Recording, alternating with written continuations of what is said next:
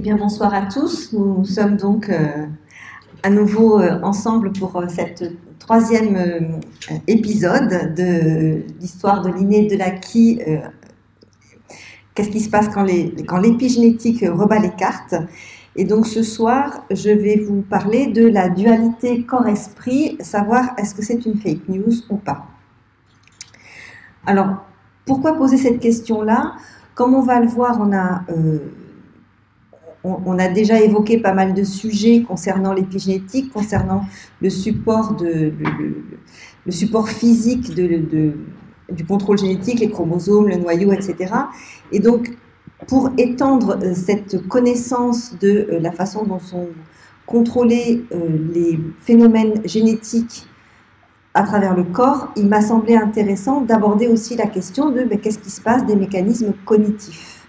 Et si on aborde la question des mécanismes cognitifs, ça revient à poser la question, est-ce que ces mécanismes cognitifs, ils ont uniquement un support physique ou est-ce qu'il y a une autre dimension? Et donc ça revient à poser cette question de la dualité corps-esprit. Donc on va aller voir ce qui se passe un petit peu dans nos têtes.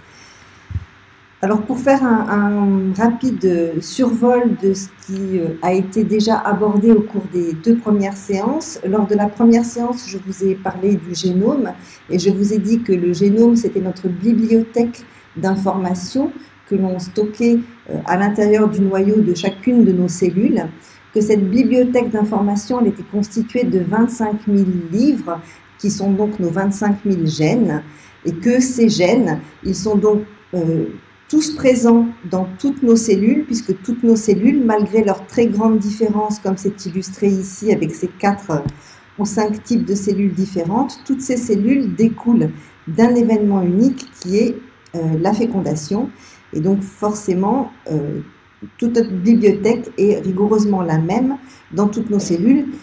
Néanmoins, elle n'est pas utilisée de la même façon par toutes nos cellules. Et puis nous avons aussi évoqué les notions la semaine dernière d'inné, d'acquis et d'héritabilité. Et donc, pour reprendre rapidement les 3 notions que j'avais tenté d'expliciter, de faire la différence entre l'adaptation individuelle qui est épigénétique et non héritable. À l'autre bout de l'échelle, il y a l'adaptation des populations qui, elle, est génétique et héritable. Et pour basculer de l'un à l'autre, on a mis en évidence, les travaux de recherche de ces 15 dernières années ont mis en évidence une forme de mémoire épigénétique qui, elle, est héritable et transitoire si les mécanismes de sélection qui s'exercent s'effacent et peut devenir permanente, donc héritable si les mécanismes de sélection perdurent. Et donc aujourd'hui, nous allons nous demander, puisque les traits physiques, puisque les comportements ont à la fois une composante génétique et une composante modulée par l'environnement, donc une composante épigénétique, puisque les traits physiques et les comportements ont une héritabilité qui mesure donc cette part des variations attribuées au génome dans une population, qu'en est-il des traits cognitifs?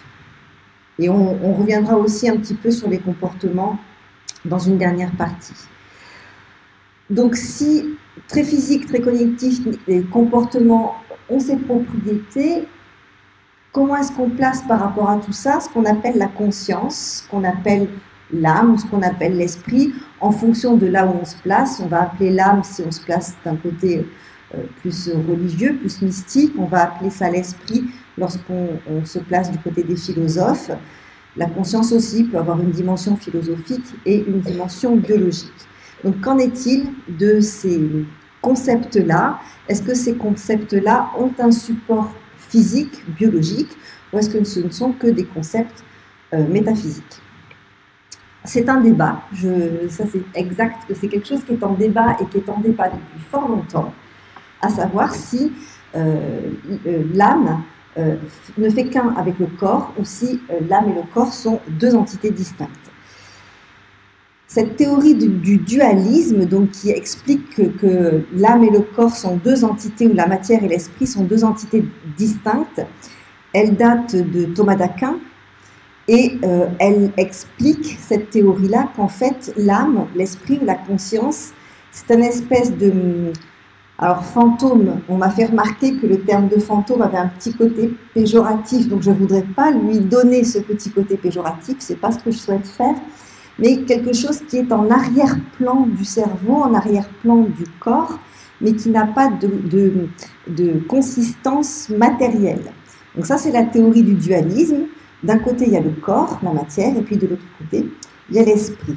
Et à côté de ça, il y a une théorie qui existe maintenant depuis plusieurs décennies, qui est la théorie du monisme, qui dit que tout est matière. Alors, cette théorie, elle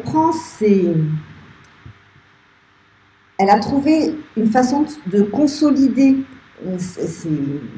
ses fondements en 2008 avec les travaux de deux chercheurs que je vous présente ici. En fait, vous avez une personne dont on va enregistrer les réactions du cerveau à l'IRM ou à l'électroencéphalogramme.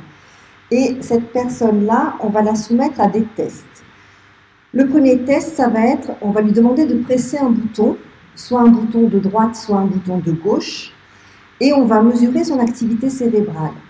Et en fait, on se rend compte que l'activité cérébrale précède d'1,5 seconde la prise de décision consciente du sujet, de réaliser son mouvement, et que du coup, les observateurs de l'expérience sont capables de prédire 1/2 seconde avant le geste, quel est le geste que va faire la personne avec une fiabilité de 80%. Donc l'activité cérébrale précède la prise de décision et précède le mouvement. Et vous avez ici les 3 pics. Ici le premier pic de la prise de décision. Ici le deuxième pic de la conscience de la prise de décision. Et ici le troisième pic du mouvement. Cette expérience, elle a été complétée par une autre expérience qui est une activité cérébrale comme faire une soustraction.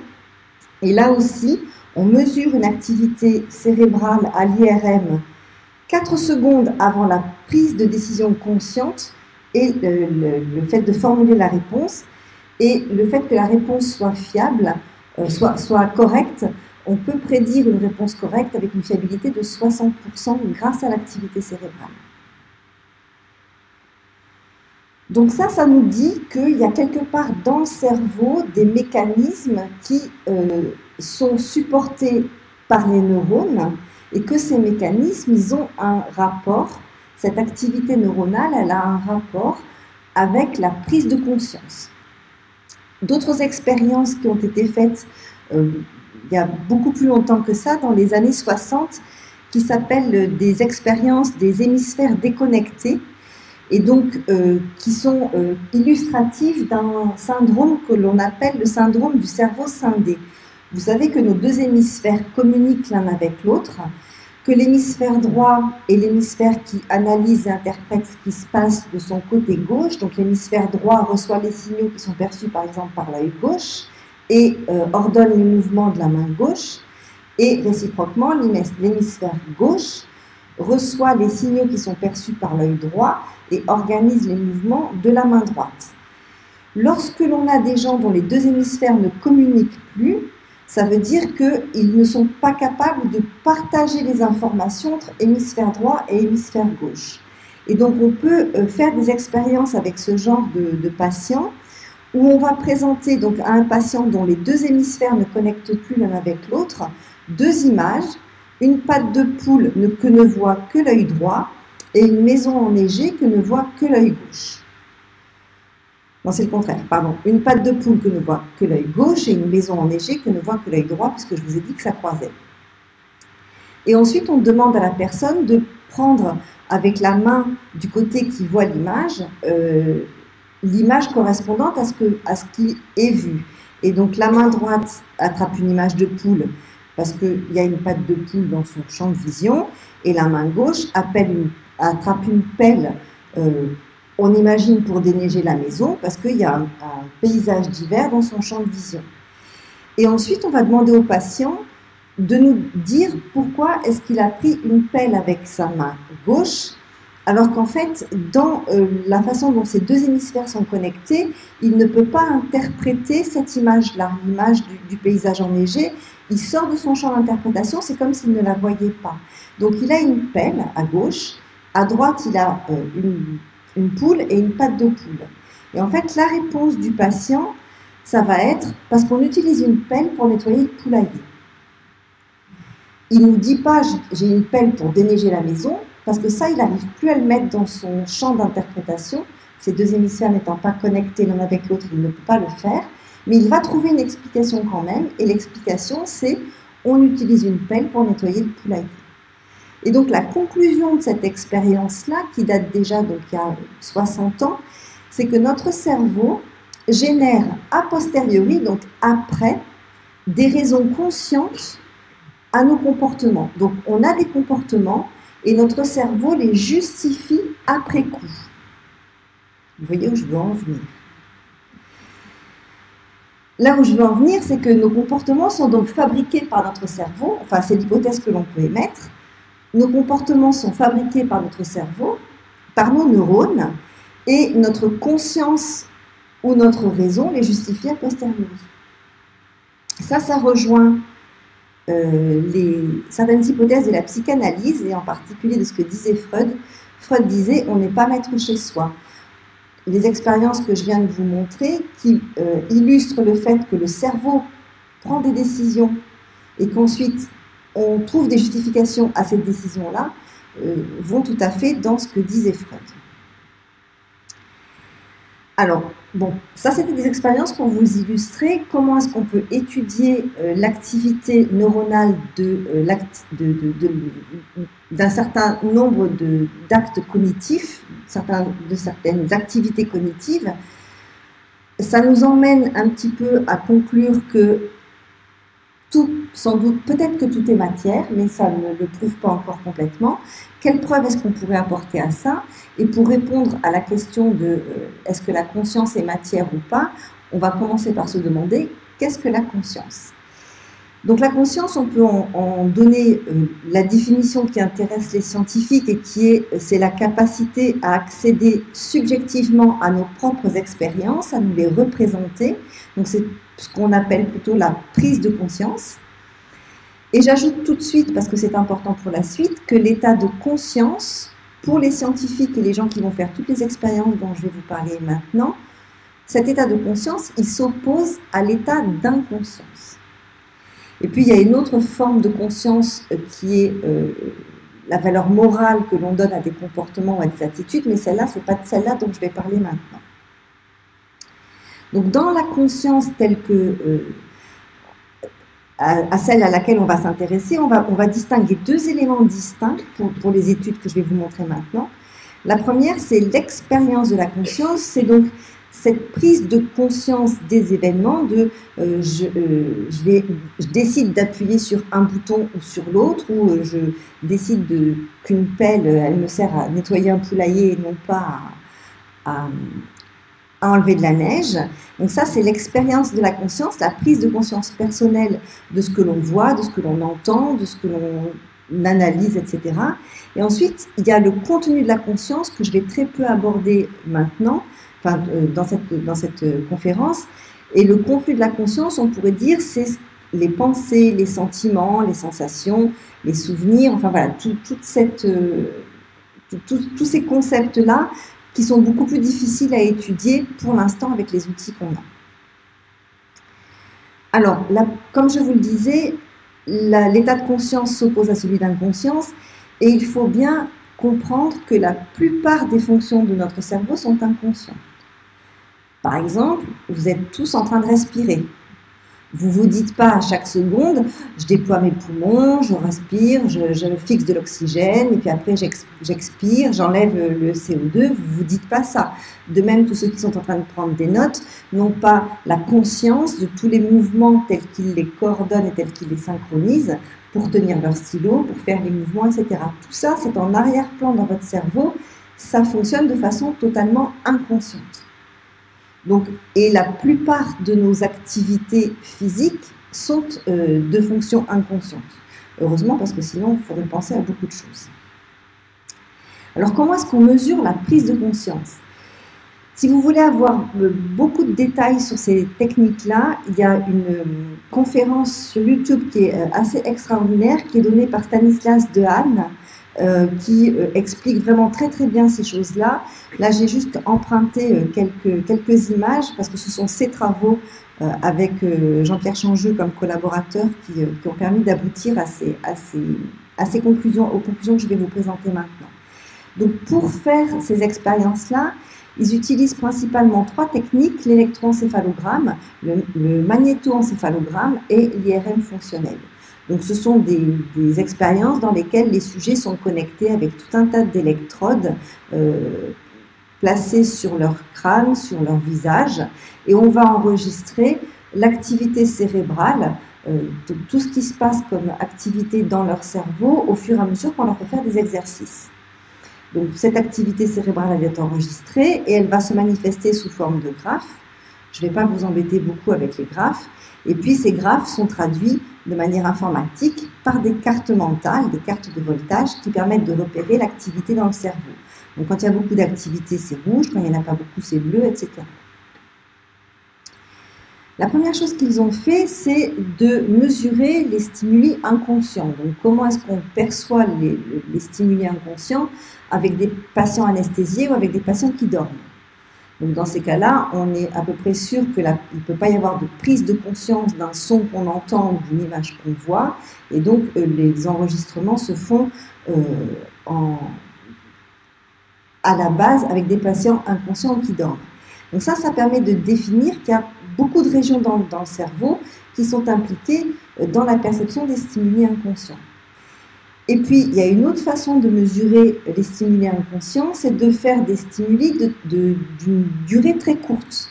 Par exemple, si on vous montre une image pendant moins de 50 millisecondes, vous n'allez pas prendre conscience que vous la voyez, vous n'allez pas réaliser que vous la voyez, vous n'allez pas mentaliser que vous la voyez, mais dans votre cerveau, vous l'avez vue.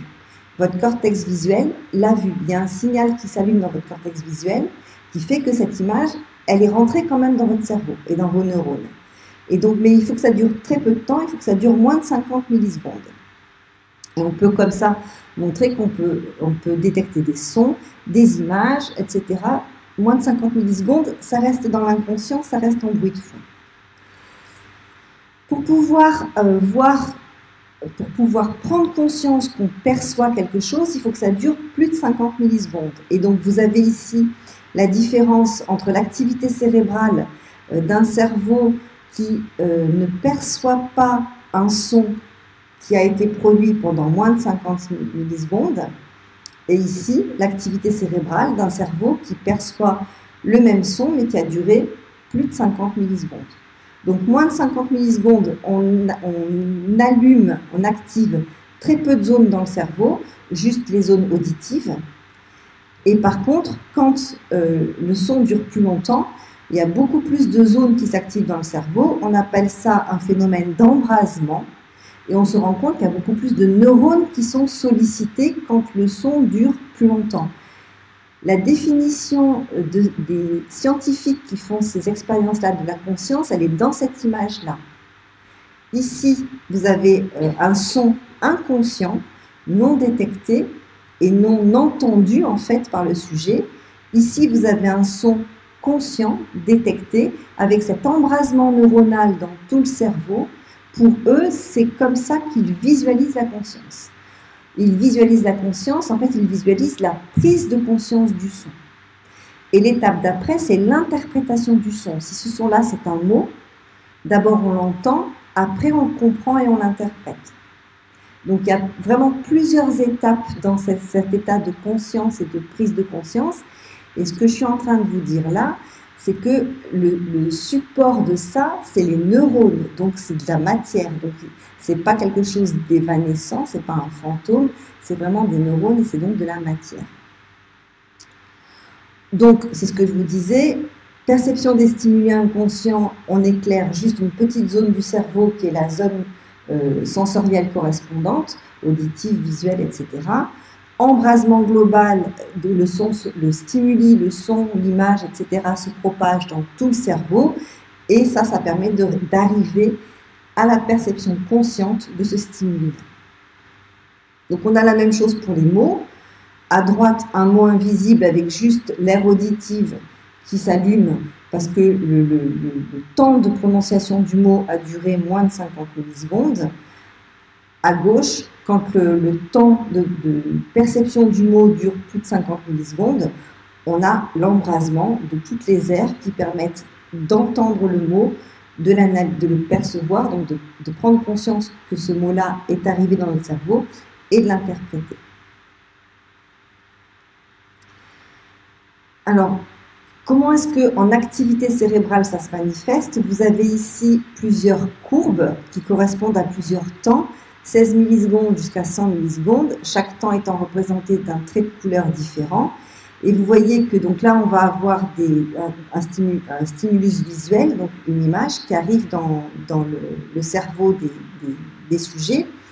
Donc ce stimulus visuel, lorsqu'il dure 16 millisecondes, c'est la courbe bleue ici, il n'arrive même pas au niveau de l'inconscience, un tout petit peu, il y a un tout petit pic ici, mais en tout cas, à aucun moment, il passe dans la phase de conscience.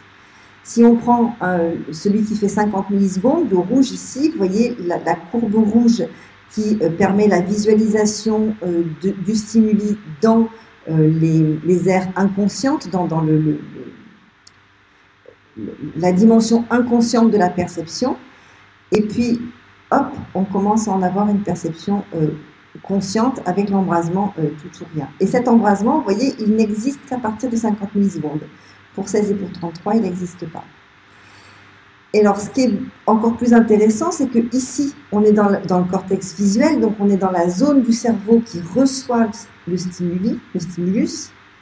Ici, on est dans le cortex préfrontal, donc on est loin de cette zone-là, et ça montre bien que le signal se propage de la zone du cerveau qui perçoit le signal vers tout le cerveau pour que le signal soit bien interprété et analysé par tout le cerveau. Donc ça, c'est une image pour reprendre globalement ce que je viens de vous dire. Vous avez un sujet qui voit un papillon. En fonction du temps que va durer ce stimulus visuel, soit ça va passer dans l'inconscient et puis ça va s'arrêter là, soit à partir du cortex visuel qui est situé ici en arrière de la tête, le signal va être intense et va se propager d'abord dans le cortex préfrontal et puis ensuite à tout le cerveau par des réseaux de neurones connectés entre eux qui permettent à la fois la détection et l'interprétation de ce signal visuel. Ce que je ne vous ai pas dit, mais qu'ont aussi montré les chercheurs qui ont fait ces travaux-là, c'est qu'avec ça, on a réussi à détecter la propagation d'un certain nombre d'ondes, une onde qu'on appelle la P300, et qui est en fait une onde de haute fréquence qui est émise dans le cerveau au moment où la perception du signal devient consciente. Donc il y a des ondes de haute fréquence qui se propagent dans le cerveau.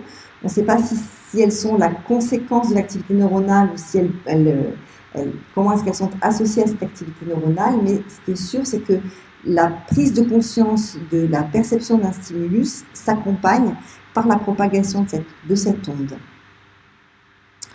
Et donc, j'espère vous avoir convaincu que la conscience, au moins cette forme-là de conscience, elle a un support physique, ce sont les neurones. Ce sont les neurones qui nous permettent de percevoir notre environnement, de l'analyser, de l'interpréter et de comprendre. Ce qu'on est capable de faire aujourd'hui avec ces travaux-là, c'est de cartographier l'activité cérébrale et d'être capable d'identifier des régions qui sont impliquées dans telle ou telle prise de conscience. Les dernières expériences qui ont été faites et que je trouve absolument fascinantes, on met un sujet dans un IRM, donc il est tout branché et tout, et on lui demande de ne penser à rien. Penser à rien, c'est extrêmement difficile, donc il y a forcément une petite activité cérébrale résiduelle. Et puis à un moment, on arrête l'expérience et on demande au sujet à quoi vous pensiez juste avant qu'on arrête l'expérience. Voilà la dernière image juste avant qu'on arrête l'expérience. Et donc le sujet va dire, ben, je pensais soit à un paysage, soit à quelqu'un, soit... Et en fait, grâce aux cartes cérébrale que l'on est en train de constituer, en accumulant énormément de données, on est capable de prédire ce à quoi le sujet est en train de penser avec une fiabilité supérieure à 50%. Donc ces cartes cérébrales, de l'activité des neurones en fonction de si on pense à un paysage, si on pense à un animal, si on pense à un visage, on n'active pas les mêmes zones. On peut même aller très fin avec des groupes de 2 ou 3 neurones impliqués dans une activité particulière. Et donc on peut maintenant de plus en plus prédire ce à quoi pensent les gens. Bien entendu, il faut qu'ils soient dans la machine, il faut qu'ils soient branchés, etc. Ça ne se fait pas encore comme ça, juste en vous regardant, n'ayez pas peur. Mais on avance vraiment sur cette connaissance fine de la façon dont fonctionne notre cerveau pour la compréhension de notre environnement. Et puis juste, j'ai ajouté, c'est un état permanent et autonome. Comme je vous le disais, on peut pas se débrancher, on ne peut pas arrêter de penser. Et donc, en fait, c'est un état permanent et qui nous échappe un petit peu. Vous savez bien que quand on laisse vagabonder notre esprit, ça nous échappe vraiment. Mais maintenant, vous penserez que vous avez plein de neurones qui s'allument quand vous laissez vagabonder votre esprit. Alors, le deuxième item que je voulais illustrer, c'est qu'est-ce que c'est que ce contenu de la conscience? Je vous ai dit les pensées, les émotions, etc. Ici, on va essayer de l'illustrer avec l'intention de mouvement, pour revenir un petit peu sur l'expérience dont je vous ai parlé tout à l'heure. Donc, c'est un peu la même chose, mais faite plus récemment. On a donc un sujet, donc là, il est représenté à son bureau, mais en fait, en réalité, il est dans un IRM et branché avec plein d'électrodes. Et il est équipé donc de ces électrodes et on va lui demander, on va faire défiler des lettres devant ses yeux et on va lui demander à un moment de décider d'arrêter le défilement, de presser un bouton et donc d'avoir décidé d'arrêter sur une certaine lettre. Et puis il va dire quelle lettre est-ce qu'il avait choisi lorsqu'il a décidé d'enfoncer le bouton. Et on mesure son activité cérébrale. Et en fait, ici, vous avez le temps zéro, le moment où le sujet choisit la lettre E. Et dans la fraction de seconde qui suit, comme il vient de choisir la lettre E, il appuie sur le bouton. Mais si on remonte rétrospectivement dans le temps qui a précédé cette prise de décision, enfin cette conscience qu'il avait décidé de choisir la lettre E, donc sa décision consciente, le moment où il s'est dit « je choisis le E », en fait, on se rend compte que 10 secondes avant ce moment-là, il y a les régions qui sont impliquées dans la prise de décision qui commencent à s'activer, et que 5 secondes avant, s'activent les régions qui vont lui permettre d'appuyer sur le bouton. Et en fait, en fonction de ce qui s'active à ce moment-là, 5 secondes avant, les chercheurs peuvent prédire avec quelle main il va aller appuyer sur le bouton, droite ou gauche. Ils ne peuvent pas encore prédire là quelle lettre il a choisi, mais ils peuvent prédire quelle main il va choisir pour appuyer sur le bouton. Donc ça, ça ressemble un petit peu aux expériences que je vous ai montrées tout à l'heure. C'est pour vous montrer que dans le cerveau, les choses s'activent avant même que l'on ait conscience d'avoir pris une décision et qu'on ait conscience de décider de faire un geste. Donc notre cerveau fonctionne en amont.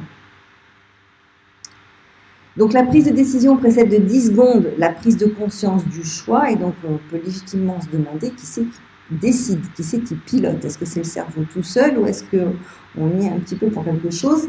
La question est mal posée, enfin la question est mal posée. Elle est posée de façon volontairement provocatrice puisque notre cerveau c'est nous, hein, on est bien d'accord, donc c'est rassurant. Voilà. Et donc cette histoire de prise de décision, quand on regarde plus précisément comment ça fonctionne, on va se rendre compte qu'en fait il y a 2 systèmes neuronaux qui sont impliqués dans la prise de décision. Un système d'évaluation d'une situation. Là je parle de prise de décision quand on a par exemple à résoudre un problème un petit peu complexe ou qu'on a à choisir la nouvelle voiture qu'on va s'acheter, enfin bon voilà, vous voyez, ce genre de prise de décision là. des décisions un peu plus complexes que d'appuyer sur un bouton. Il y a deux systèmes neuronaux qui sont impliqués dans ces mécanismes-là.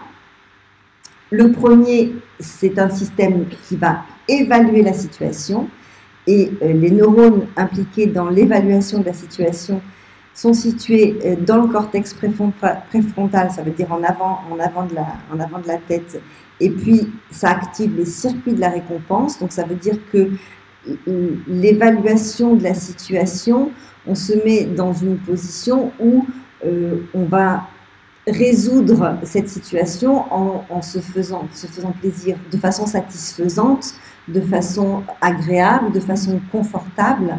Et ça active tous les circuits de la récompense. Et puis ensuite, une fois qu'on s'est projeté de cette façon-là, il y a le moment où on fait le choix, à proprement parler. Et ce choix, il est fait aussi dans le cortex frontal. Donc le préfrontal est en avant du frontal. Et puis dans les zones pariétales. Et donc là, ça rejoint les régions, les neurones de la conscience dont je vous parlais tout à l'heure.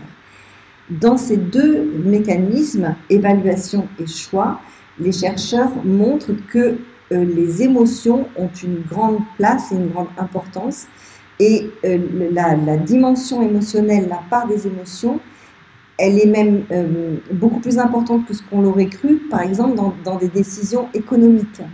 Il y a une science qui est en train d'émerger, dont j'avais le nom sur le bout de la langue il y a 2 minutes et que je viens d'oublier, qui s'appelle Econo quelque chose, bon, peu importe, qui étudie ça, qui étudie nos comportements face aux décisions, aux choix économiques que l'on doit faire. Ça se fait sous forme de jeu.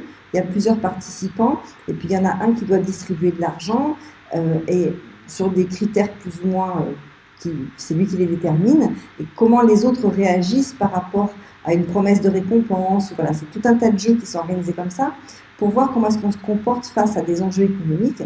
Eh bien, ce que montrent les chercheurs, c'est que la dimension émotionnelle, la colère face à une injustice, la satisfaction face à une bonne récompense, sont tout aussi importantes que l'aspect rationnel des choix. C'est pas les choix que font les sujets mis dans ces situations d'expérience, d'enjeux économiques. Les choix sont autant émotionnels que rationnels. Donc ça intéresse forcément en marketing. Oui.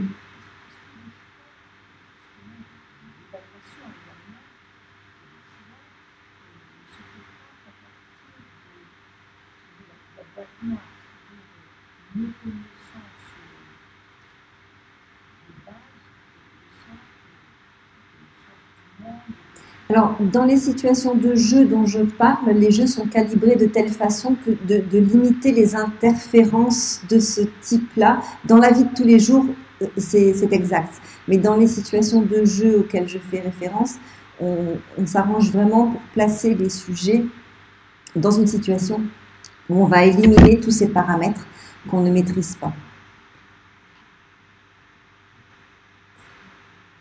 Alors, pour résumer la partie que je viens de vous décrire, si on considère que la conscience, c'est notre capacité à accéder subjectivement à nos propres expériences, donc à réaliser que l'on voit quelque chose et à comprendre ce que c'est, qu'on entend quelque chose et qu'on comprend ce que c'est, et à bien avoir en tête qu'il y a un niveau d'inconscience et ensuite dans lequel on ne peut... niveau d'inconscience dans lequel on ne prend pas conscience, vous allez me dire, c'est la palissade, mais un niveau d'inconscience où les informations restent enfouies et ensuite elles accèdent à notre conscience. Donc on peut distinguer dans ce contexte-là 2 éléments distincts, la prise de conscience et le contenu de la conscience. Et dans les 2 cas, ce que montrent les chercheurs, c'est qu'il existe des neurones spécialisés. Ces neurones, ils sont le produit de l'évolution et de l'adaptation du cerveau humain au cours des milliers d'années qui ont précédé l'époque dans laquelle nous sommes. Et donc, on peut conclure, je pense, sans trop de risque de se tromper, que la conscience telle que définie ici, elle a un support matériel. Alors, 2 petites questions avant d'aborder une autre partie. Puisque je viens de vous dire que c'était des neurones spécialisés qui étaient apparus au cours de l'évolution, juste à quel moment, on peut se demander à quel moment ça apparaît au cours de l'évolution. Et puis j'ai trouvé assez rigolo la question que pose Stanislas Dehaene à la fin de sa conférence, et finalement à quoi ça sert la conscience. Donc rapidement sur ces deux questions-là. Donc à quel moment la conscience apparaît au cours de l'évolution? Donc il existe des théories sociales, et je trouve qu'elles s'appliquent bien, qu'elles sont assez pertinentes pour expliquer ça, des théories sociales de l'origine de la conscience humaine, qui disent qu'on a eu besoin de développer cet aspect-là de nos capacités cognitives, puisque c'est un aspect de nos capacités cognitives, pour nous adapter à la vie en groupe, pour permettre, donc, s'adapter à la vie en groupe, ça veut dire être capable de reconnaître les autres, d'une part, être capable de prédire leur comportement, et ça c'est ce qu'on appelle la théorie de l'esprit, et c'est une propriété qui est quasiment unique à l'espèce humaine.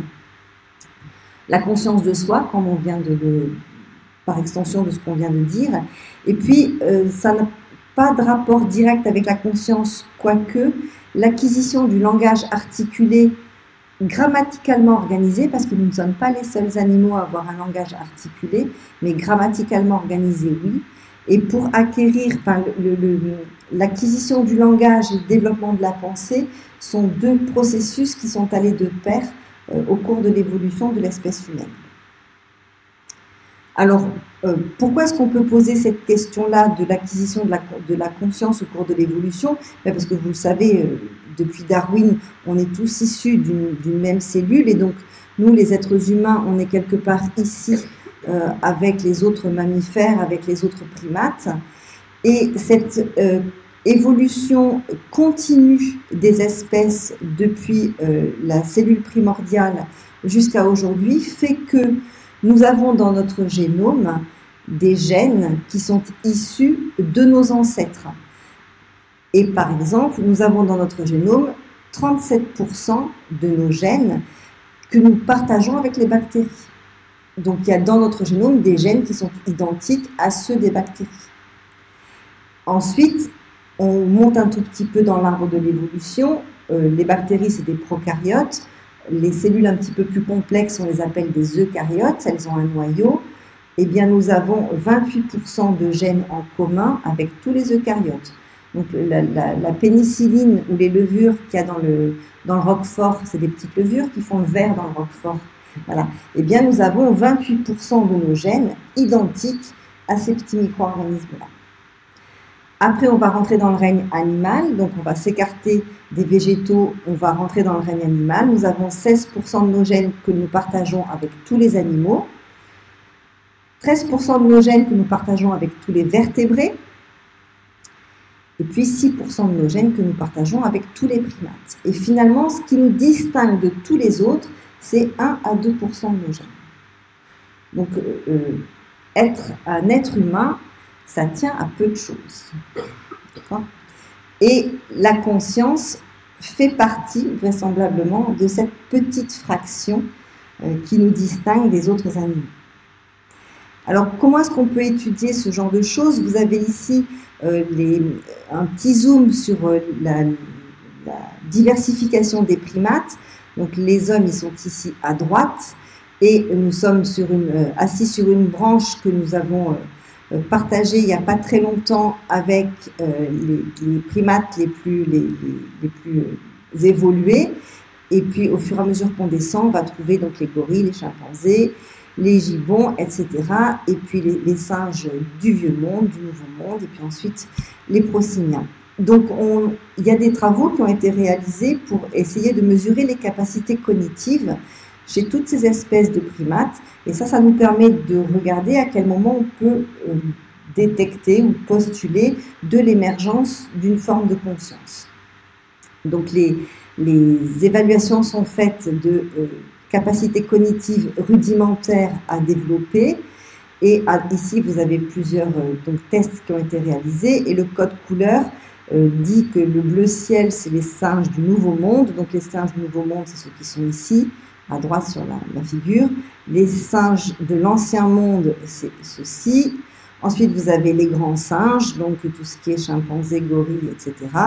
Et puis, les humains de 0 à 3 ans sont en vert clair et les humains de 3 à 8 ans en vert foncé. Et donc, vous voyez que tous les primates sont capables de concevoir et d'utiliser des outils. Tous les primates sont capables de résoudre des problèmes. Bien entendu, on adapte la difficulté du problème à l'espèce qu'on est en train de tester, mais tous les primates sont capables de suivre un objet du regard ou de suivre un congénère du regard.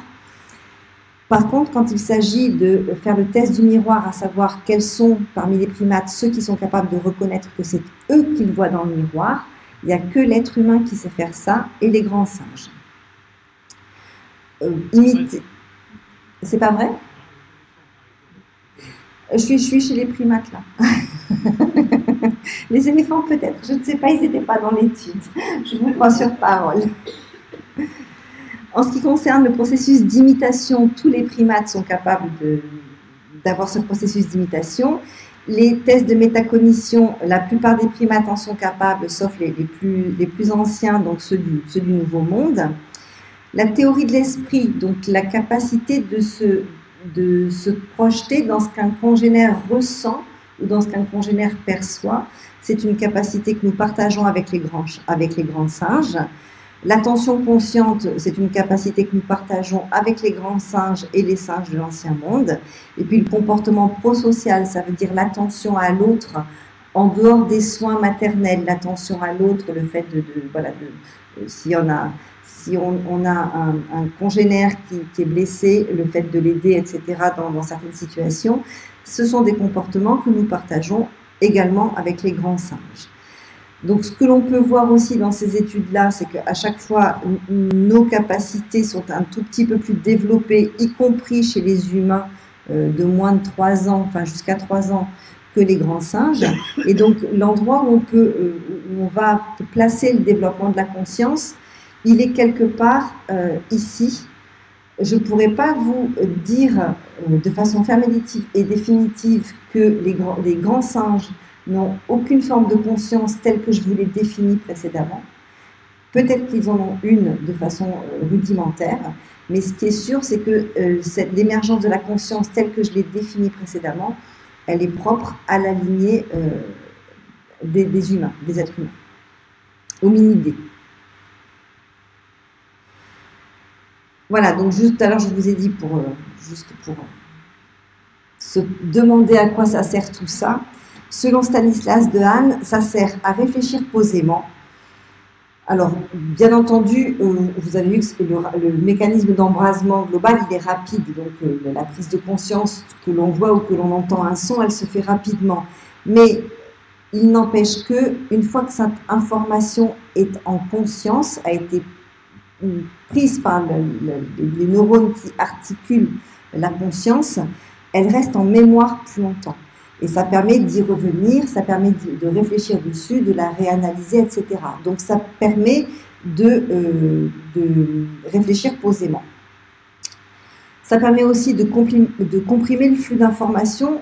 Qu'est-ce que ça veut dire ça? Ça veut dire que à partir d'un stimulus, il va y avoir donc cet embrasement et ensuite l'information va être compactée en quelque sorte et mise en mémoire sous une forme plus compacte, j'arrive pas à trouver un autre mot, sous la forme de quelques symboles que l'on va se représenter dans les neurones. Et ça va prendre moins de place et donc ça va permettre d'améliorer les capacités de stockage des informations que l'on reçoit. Et puis cette capacité de stockage améliorée, du coup ça va favoriser le partage du flux d'informations et ça va permettre d'accumuler des opérations simples pour constituer des opérations complexes. Et puis assez curieusement, ça permet de corriger nos erreurs. Vous avez tous expérimenté ça. On vous demande de choisir des... Il y a un test qui est assez parlant de ce côté-là. Vous avez sans doute vu ce test-là déjà. On vous demande de dire des mots, des noms de couleurs, et le mot, il est dans une couleur différente de la couleur qu'il indique. Par exemple, le mot vert est écrit en bleu, le mot jaune est écrit en rouge. Et on vous demande de prononcer la couleur dans laquelle le mot est écrit et non pas le mot, la couleur qu'il désigne. Et donc au début, le test va lentement, donc on arrive à dire rouge parce que jaune est écrit en rouge, on arrive à dire vert parce que bleu est écrit en vert, et puis ça s'accélère, et puis au bout d'un moment, on va se tromper, mais on va réaliser tout de suite qu'on se trompe et on va se corriger. Et bien ça, c'est la conscience qui permet de corriger ces erreurs quand elles sont de cet ordre-là. Donc voilà. Donc pour cette partie-là, j'en ai terminé. Maintenant, moi j'ai envie de répondre, après vous serez tout à fait libre de choisir ce que vous voulez apporter comme réponse à cette question-là. Est-ce qu'il y a une dualité corps-esprit ou pas? Moi, j'ai envie de dire qu'il n'y a pas de dualité corps-esprit. L'âme, la conscience, l'esprit, c'est de la matière. Donc, il y a des bases neurologiques qui sont déterminées au cours de l'évolution. Il existe des pathologies qui permettent d'altérer, par exemple, certains... Vous connaissez ces pathologies-là, il y a des gens qui n'ont plus de filtre et qui disent ce qu'ils pensent, qui peuvent dire des grossièretés, qui peuvent dire des injures. C'est juste, il y a les filtres de la conscience et de ce que l'on apprend du comportement, de la façon qu'il faut bien se conduire en société, qui ont sauté parce qu'il y a des neurones qui sont abîmés et donc les filtres n'existent plus et donc les personnes parlent sans filtre. Il y a des neurones spécialisés, donc s'il y a des neurones spécialisés, il y a des neurones dont les génomes utilisent certains livres et pas d'autres, mais beaucoup reste à faire pour bien comprendre comment ça marche. Donc voilà pour cette partie-là. Alors maintenant, pourquoi est-ce qu'il y a débat? Parce que je ne vous ai pas dit pourquoi il y avait débat. Je vous ai dit il y a débat, mais je ne vous ai pas dit où il était, le nœud du débat. Il y a débat pourquoi? Parce que s'il y a une dualité corps-esprit, alors on est libre de penser ce qu'on veut, de dire ce qu'on veut, d'avoir la conscience que l'on veut. Et si on est libre, on est responsable. Et ça, c'est la théorie de Thomas d'Aquin. Si on est libre, on est responsable. Et à côté de ça, on a cette théorie du monisme qui dit que tout est matière. Donc si tout est matière, ce sont les neurones. Les neurones, ils sont sous le contrôle du génome, sous le contrôle de l'environnement, via l'épigénétique. Et donc la question qui se pose, dans ces cas-là, on est, comme on l'a dit la dernière fois, codéterminé par notre génome et notre environnement. Et si on est codéterminé, sommes-nous réellement libres? Et donc le débat, il est là. Libre donc responsable, déterminé donc irresponsable. Et les expériences que je vous ai montrées tout à l'heure, où la prise de décision a l'air de se faire avant même que l'on semble avoir réfléchi à la question, remet encore plus, je trouve, la question sur le tapis. Donc la question, c'est, et le libre arbitre dans tout ça? Donc pour répondre, pour essayer d'aller un tout petit peu plus loin dans cette question, sommes-nous déterminés ou sommes-nous libres? Quelle est notre marge de manœuvre? On va essayer de remettre ensemble le fait que nous sommes à la fois déterminés par notre génome, par notre environnement. On vient d'ajouter un petit élément supplémentaire qui est l'appartenance à notre espèce et donc l'héritage que nous avons fait de notre évolution, qui est inscrite dans notre génome, mais qui est quand même un héritage fait de l'évolution. Donc on va essayer de mettre tout ça ensemble pour répondre à cette question, quelle est notre marge de manœuvre? Je ne suis pas en train, dans ce qui va suivre, je ne vais pas vous parler des réflexes. Les réflexes, vous n'êtes absolument pas libre de les faire ou de ne pas les faire. Quand vous allez chez le médecin et qu'il vous tape sur le genou avec son petit marteau, si vous ne voulez pas tendre la jambe, vous pouvez toujours faire tous les efforts que vous voulez, votre jambe elle va partir, elle va se tendre. Donc les réflexes, ce n'est pas le sujet là. Les réflexes, c'est une réponse musculaire, involontaire et stéréotypée, rapide à un stimulus, et on ne peut pas la contrôler. Ce dont je vais vous parler maintenant, c'est des instincts, de ce qu'on appelle les instincts. Alors les instincts, c'est pareil, il y a plusieurs définitions. Oui. Non. La psychiatrie, c'est la partie de la médecine qui s'intéresse aux maladies, aux maladies cognitives. C'est pas de ça dont je vais... je ne vais pas vous parler de choses pathologiques, non? Je ne vais pas vous parler de choses pathologiques. Pourquoi est-ce que vous posez cette question-là? Par rapport à quoi?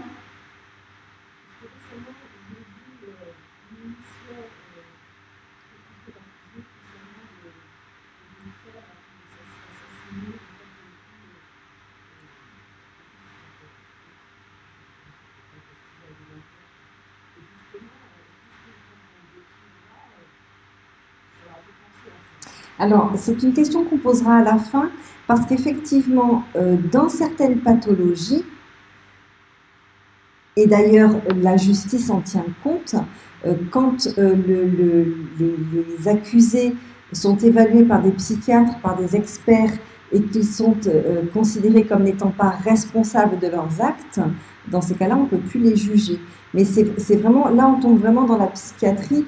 Moi là, ce dont je suis en train de vous parler, on n'est pas dans la psychiatrie, c'est vraiment la façon dont on se détermine chacun et dont on fonctionne chacun. Mais on peut s'interroger sur, même dans le fonctionnement quotidien, est-ce qu'on a réellement une grande latitude ou pas?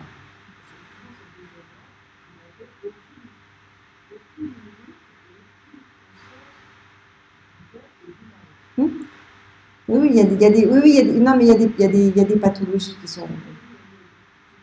Oui, oui, oui, non, il y a des pathologies qui sont comme ça. Mais là c'est pas ce que je voudrais aborder. Donc je vais plus parler des instincts, des instincts qui nous font fonctionner au quotidien en tant que comportement automatique et inconscient. C'est cette dimension-là qui m'intéresse, qui se caractérise par des actions déterminées. Un autre mot qui m'intéresse, héréditaire, puisque c'est des actions, là je vais regarder les choses au niveau des comportements de groupe ou d'espèce, qui sont justement dédiés à la conservation d'une espèce. Je vois que vous froncez les sourcils, j'y viens, je m'explique. Je m'explique. En fait, de quoi est-ce que je vais parler? C'est tous ces instincts que l'on appelle de conservation des espèces, qui sont manger ou boire, qui sont se reproduire, qui sont être capable de percevoir son environnement, d'en percevoir les dangers, la quête de nourriture et de bien réagir face à un danger, qui sont d'optimiser sa dépense énergétique.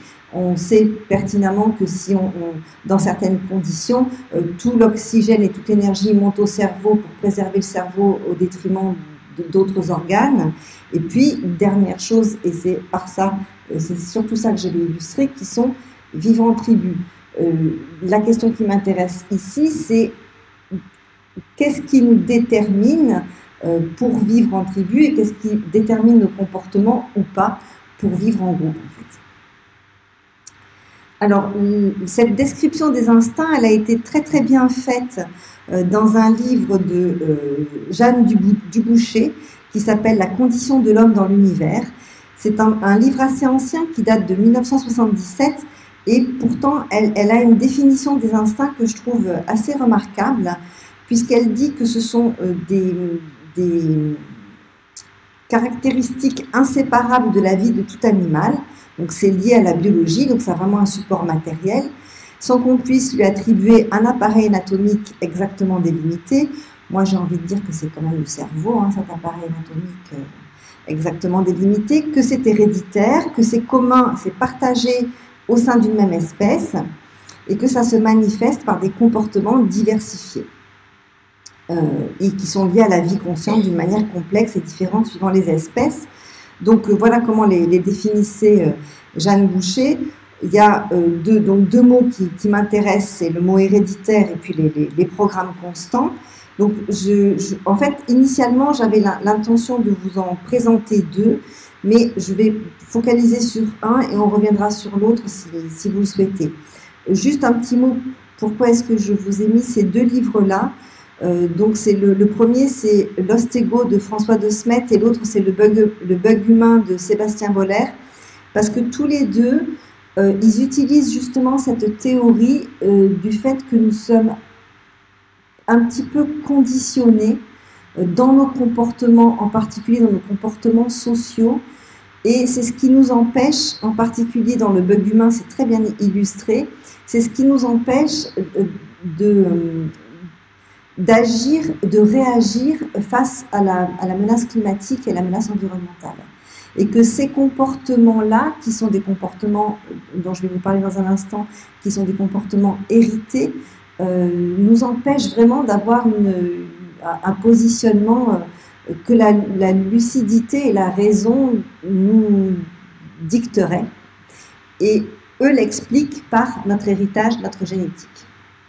Alors la première chose dont je voulais vous parler, c'est se reproduire, et c'était pour répondre à la question de Madame la semaine dernière concernant le gène de l'homosexualité. Je n'ai pas le temps de détailler, si vous voulez, je le prendrai à la fin si vous le souhaitez.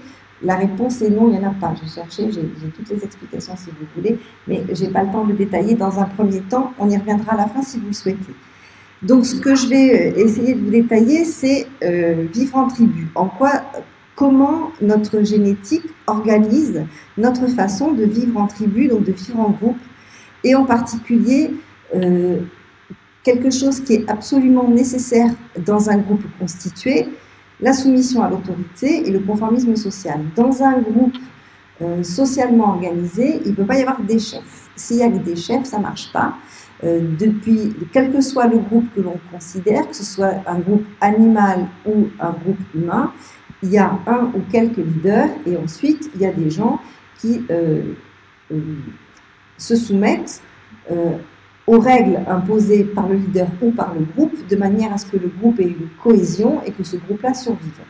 Donc ça fait partie du fait de vivre en groupe, et la question qu'on pose ici, c'est en quoi ça s'est inscrit dans nos gènes, et comment, si c'est inscrit dans nos gènes, comment est-ce que notre épigénétique, pour revenir à la première séance, peut nous aider à moduler ça ou pas.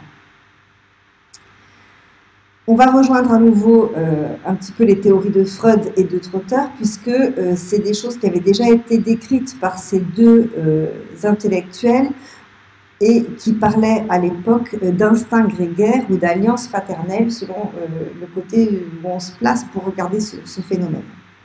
Alors juste, hop, vous allez sans doute reconnaître ça, si j'arrive à le faire démarrer. Je vais pas réussir à le faire démarrer. Hop. Voilà, je vais y arriver. Bien, messieurs, d'abord quelques mots sur l'expérience que nous allons tenter aujourd'hui. Une théorie établie par des psychologues soutient que l'individu apprend correctement et d'une manière plus efficace lorsqu'il sait que chaque erreur de sa part lui attirera une punition. Le mieux, il me semble, est de tirer au sort pour désigner qui sera le moniteur et qui sera l'élève. Je suis le moniteur. C'est donc monsieur Rivoli qui sera l'élève. C'est pas dangereux votre truc. Qu'est-ce que c'est que ça? C'est simplement pour éviter d'éventuelles brûlures.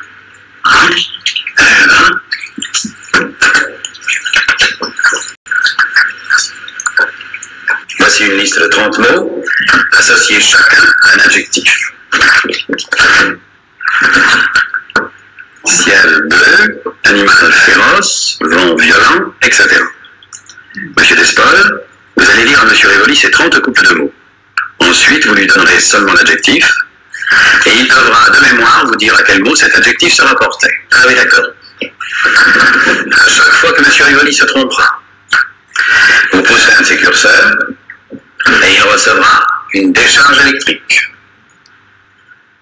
À la première erreur, l'élève recevra 15 volts, 30 volts à la deuxième faute, 45 volts à la troisième, etc., etc. C'est Monsieur Flavius qui contrôlera l'expérience. Alors, ciel bleu,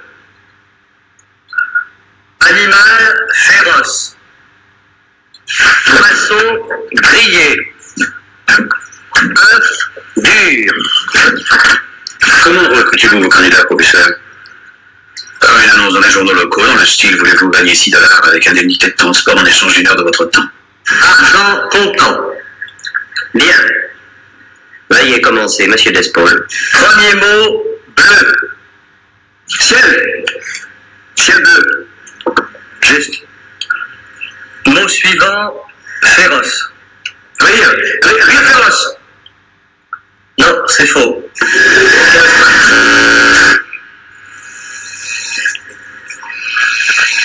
Mot suivant, violent. Violent, attendez, ça je le sais. Souffle. Souffle violent. Faux. La réponse était vent. Vent violent. 30 volts. Mot suivant, frais. Frais. Attendez, ça n'est pas poisson? Vous croyez sérieusement que ces chocs électriques ont aidé M. Rivoli à mesurer sa mémoire?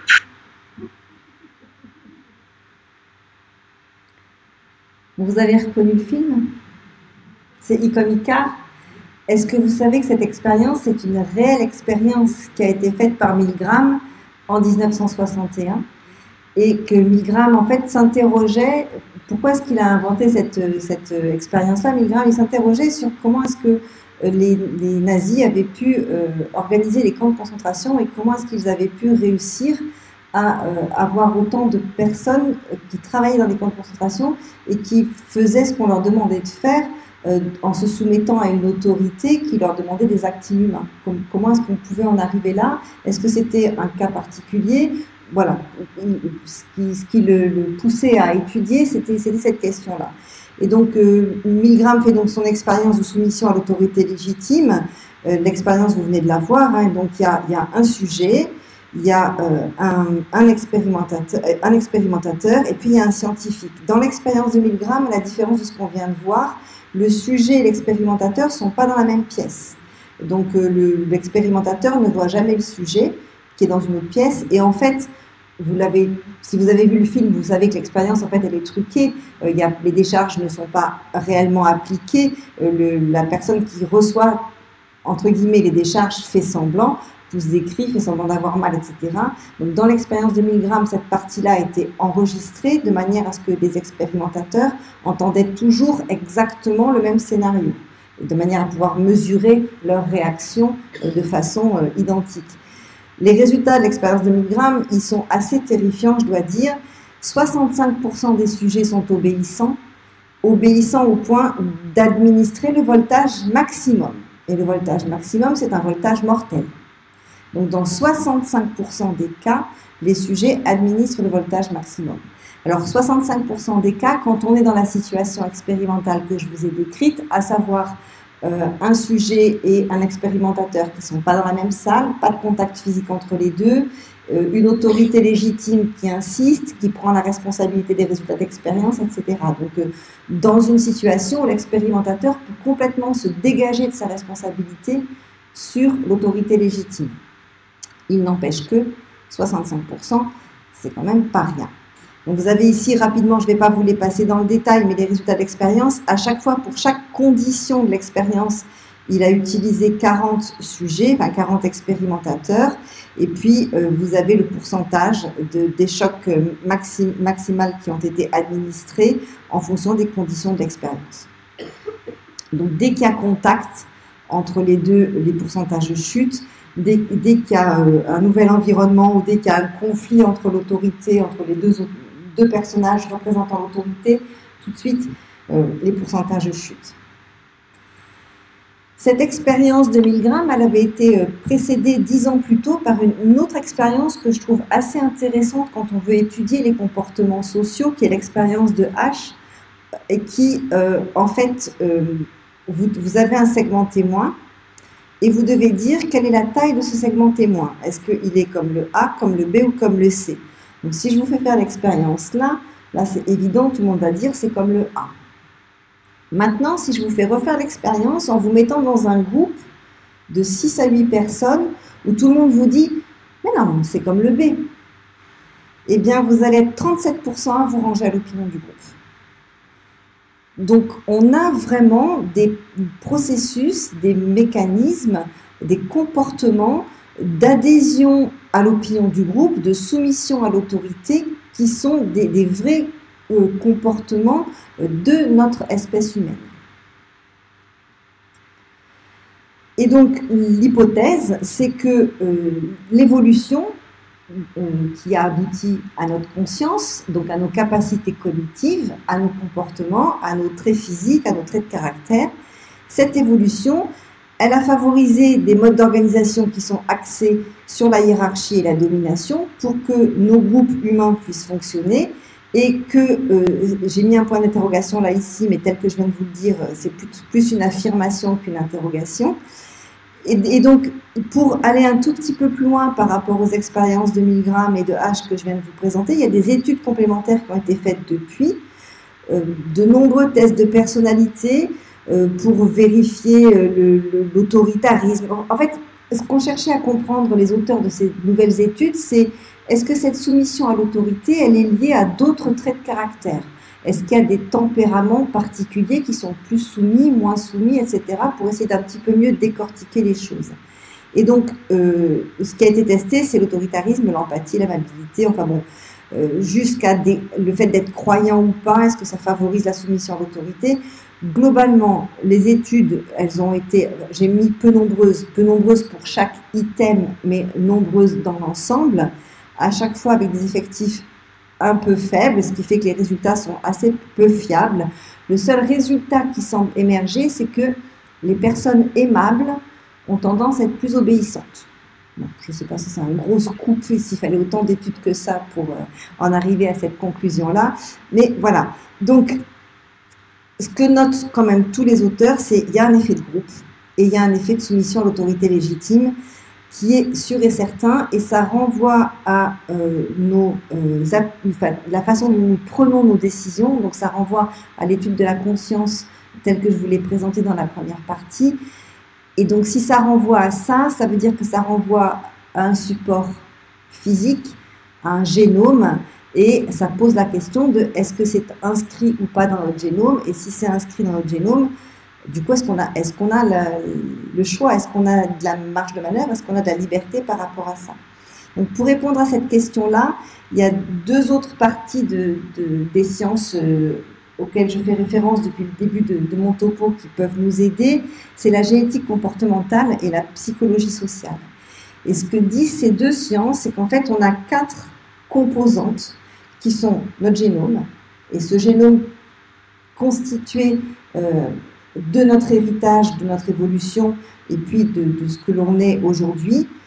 Ce génome, c'est lui qui détermine la façon dont se construit notre cerveau au cours de notre développement embryonnaire.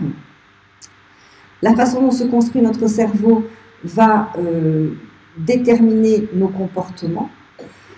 Et tout ça, ça se passe dans des environnements divers et variés qui commencent pendant la vie in utero, qui continuent ensuite après la naissance, nos expériences de vie, ce que l'on mange, les rencontres que l'on fait, les stress, tout ça.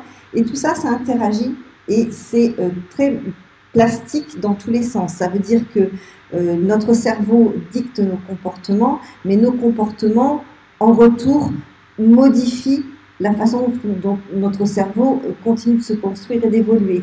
De la même façon pour l'environnement. Donc tout ça, c'est en interaction en permanence, ça fait des va-et-vient en permanence. Bien entendu, plus on avance dans l'âge, et moins notre cerveau est plastique. Mais ça reste quand même quelque chose d'assez assez modulable. Donc c'est plutôt rassurant par rapport à la façon dont on se comporte vis-à-vis de ces phénomènes de groupe et ces phénomènes de soumission à l'autorité, sauf que ça reste malléable à partir du moment où on en prend conscience. Et c'est toute l'importance de la prise de conscience pour revenir en boucle sur le début de la conférence. Il est important d'essayer de prendre conscience de la façon dont on se comporte pour pouvoir rétroagir sur nos comportements, parce que si on n'a pas conscience de la façon dont on se comporte, eh bien on ne les change pas, les comportements. Donc voilà, c'était juste pour attirer votre attention là-dessus.